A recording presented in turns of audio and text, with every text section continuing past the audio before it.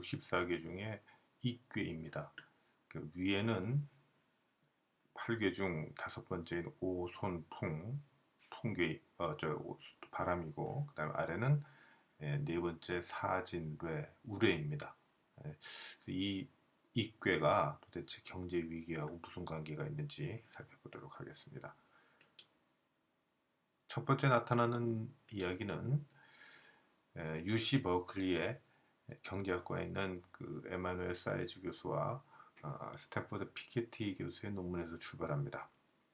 이 두 사람은 1913년부터 그 당시까지 미국 국세청 자료를 조사해서 소득 집중이 어떻게 변화하고 있는가 그 추이를 살펴봤습니다. 심지어 0.0 상위 0.01%, 상위 1%, 상위 10%, 그리고 또 상위 10%를 또 쪼개보기도 하고 그런 다양한 노력을 거쳐서 이 소득 집중이 이 경제 상황하고 어떤 관계가 있는지를 잘 살펴봤습니다. 그 중에서 굉장히 인상 깊었던 자료를 하나 두 가지를 이제 소개를 드리겠는데요. 첫 번째 자료는 상위 10%의 소득 집중을 쪼개본 겁니다. 그래서 상위 1%와 차상위 4%, 차차상위 5%로 나눠본 것이기 때문에 이 숫자들을 잘 합쳐보면 상위 10%의 소득 집중도가 나옵니다.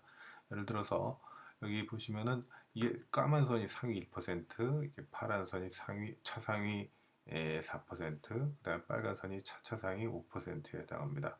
그래서 요 1928년도의 자료를 합쳐 보시면은 24%, 15%, 약 11%, 그래서 이게 49% 정도가 됩니다. 그러니까 1928년도에 상위 10%에는 이 8%의 소득이 집중됐었다. 이런 걸 알아볼 수 있는 거죠. 이 상위 1%의 소득이 이렇게 들쭉날쭉하면서 이 어떤 관계를 보이고 있는가? 자, 1928년도 자료입니다. 1928년도에 상위 1%에 거의 24% 가까이 집중되고 나니까 어떻게 됐습니까? 대공황을 거쳐서 이게 다시 내려가게 되죠.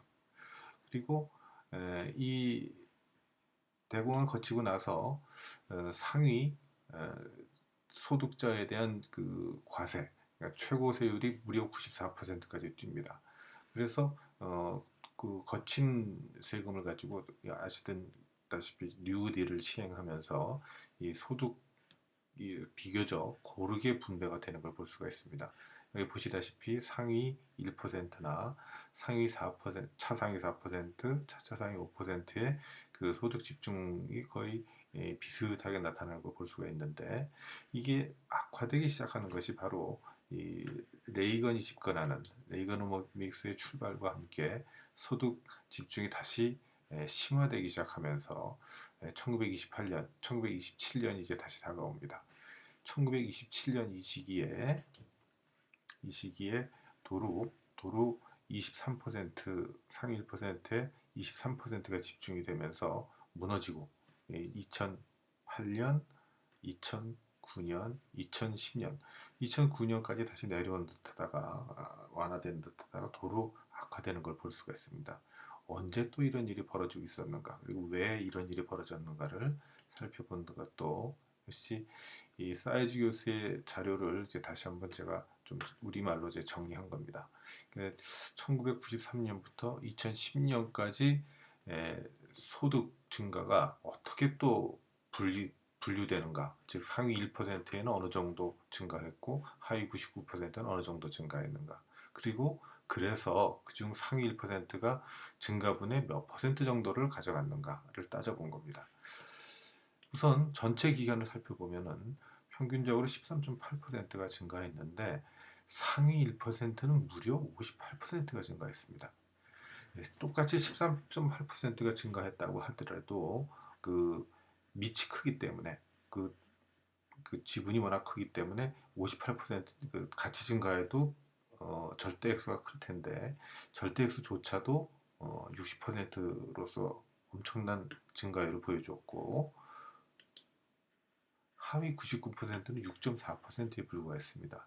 그래서 결론적으로 이 상위 1%의 그 13.8% 중에 52%가 집중이 됐습니다. 이 얘기는 그 빈부격차가 점점 더 심해진다는 의미가 되겠습니다. 그럼 끝부분에 보았던 우리가 다 살짝 들린 것은 왜 그랬는가? 회복기라고 할 수 있는 2009년, 2010년 사이에는 2.3%의 소득 증가가 있었습니다. 그런데 2.3%를 똑같이 또 고르게 분배된 거나 또는 누진적으로 된 것도 아니고 이 상위 1%는 무려 11.6%. 아까 자료를 보시면 아시겠지만 상위 1%의 소득 하한이 2010년도에 30만 불이 넘었었죠. 그럼 11.6%면은 3만 불 이상이 증가했다는 얘기가 됩니다. 반면에 하위 99%는 는 게 없습니다. 는 게 없고 뭐 예를 들어서 한 3만 불 정도 벌었다고 그러면 고작 얼마죠? 3만 불에 0.2%면 60불 늘었나요? 600불 늘었나요? 와, 60불 늘었군요. 결론적으로 상위 1%가 소득 증가분의 93%를 채갔습니다. 그래서 아까 보신 것처럼 2010년도에 소득 집중조가 다시 심화되는 것을 볼 수 있었습니다. 그럼 왜 소득이 이렇게 집중이 되면 경제 위기가 초래되는가? 우리 통계청 자료를 통해서 살펴보도록 하겠습니다. 이 자료는 2011년 4분기의 우리나라 소득 5분위별 가계수지입니다. 이거는 표본조사를 통해서 얻을 수 있는 자료입니다.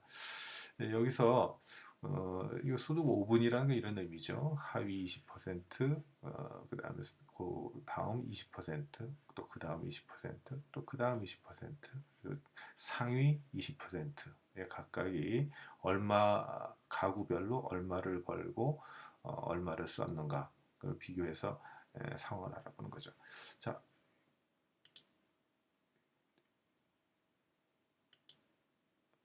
우선 하위 20%입니다. 하위 20%의 경우는 전체적으로는 120만 원 가까이 벌었는데 그 중에 세금 내고 공과금 낼 거 내고 나서 실제로 쓸 수 있는 돈은 96만 원밖에 안 됩니다. 근데 나가는 돈이 126만 원이나 되다 보니까 무려 30만 원을 적자를 보고 있습니다.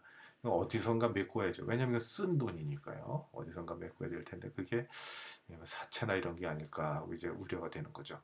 그래서 실제로 평균 소비 성향은 이 처분 가능 소득분의 이 소비 지출로 계산이 되니까 131%.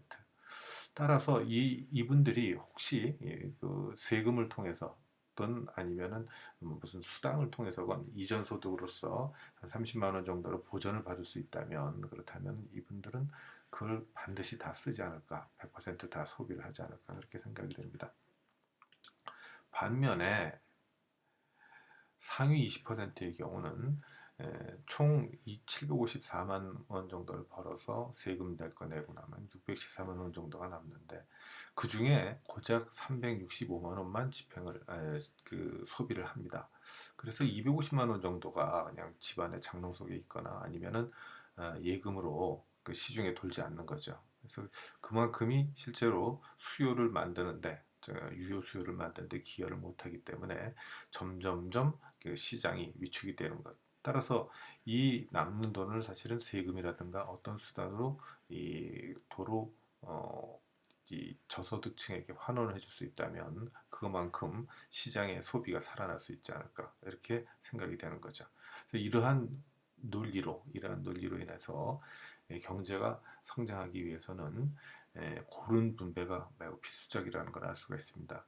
그러한 사실을 무려 2700년 전 제나라 환공 시절에 그 재상을 지냈던 관중의 시각으로 살펴볼 수가 있습니다. 관중이 쓴 책 관자에 보면은 국축편이라는 게 나옵니다. 국축은 나라의 재정을 축적하고 관리하는 그런 요령에 대해서 쓴 부분인데 그래서 이런 얘기를 남겨놓고 있죠. 백성이 너무 부유하면 녹봉으로 부릴 수 없고 너무 가난해도 형벌로 위험을 세울 수 없다. 즉 빈부격차가 크면 나라 다스리기가 힘들다는 얘기인데 이렇게 법령이 행해지지 않고 백성을 다릴 수 없는 게 바로 빈부가 고르지 않기 때문이라고 적시하고 있습니다. 군주의 역할, 그래서 화폐를 사용해서 경제 조절, 밭을 경작하고 초지를 개간해서 생산할 수 있도록 근데 백성이 먹고 살기 위해서는 사람마다 생산 기반이 있어야 되는데 이런 생산하고 그 다음에 남은 것을 축적하는 것을 미리미리 알아둔다면 먹을 게 풍족해질 것이다. 그런데 백성이 굶주리고 먹지 못하는 건 뭐냐? 바로 부자들이 곡식을 저장하고 있기 때문이다.